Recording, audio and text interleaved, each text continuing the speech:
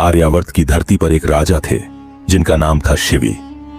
वे अपने सत्य, करुणा और धर्म पालन के लिए पूरे संसार में प्रसिद्ध थे। एक दिन उनके दरबार में एक छोटा सा कबूतर आ पहुंचा। वह कांप रहा था, उसके पंख थरथरा रहे थे।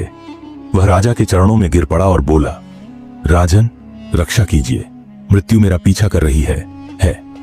राजा ने कबूतर को अपनी हथेली में उठाया और शांत स्वर में कहा, डर मत छोटे प्राणी, जब तक शिवी जीवित है तुझे मृत्यु छू भी नहीं सकती। उसी समय एक विशाल बाज आ पहुंचा। उसकी आंखों में भूख की ज्वाला थी। वह बोला, राजन, यह कबूतर मेरा आहार है, इसे मुझे लौटा दीजिए। यदि शिकारी को उसका भोजन न मिले तो प्रकृति का संतुलन बिगड़ जाएगा। राजा गहरे विचार में पड़ गए। एक ओर शरणागत की रक्षा करना उनका धर्म था, दूसरी ओर बाज का अधिकार भी उतना ही सत्य था।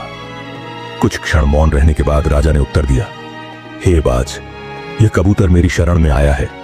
मैं इसे तुम्हें नहीं दे सकता, परंतु तुम्हारा अधिकार भी नहीं छीनूंगा। जितना मांस चाहिए मैं अपनी देह से दूंगा।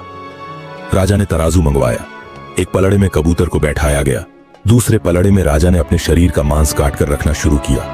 हर कट पर रक्त बहता रहा, पर उनका चेहरा शांत रहा। सभा स्तब्ध थी, लोग रो पड़े, पर कबूतर का पलड़ा अब भी भारी था।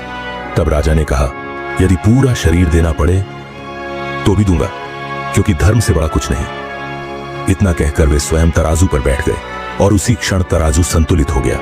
तुरंत चारों ओर प्रकाश फैल गया। कबूतर और बाज अपने वास्तविक रूप में प्रकट हुए। वे देवता थे। उन्होंने राजा से कहा, धन्य हो राजन शिवी, यह केवल एक परीक्षा थी। आपने सिद्ध कर दिया कि धर्म और वचन की रक्षा के लिए आप अपने प्राण तक अर्पित कर सकते हैं। आपका नाम युगों युगों तक अमर रहेगा। राजा रक्त से लथपथ खड़े थे, पर उनके मुख पर दिव्य मुस्कान थी।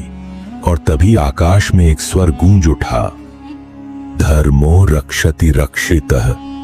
जो धर्म की रक्षा करता है, धर्म उसकी रक्षा करता है।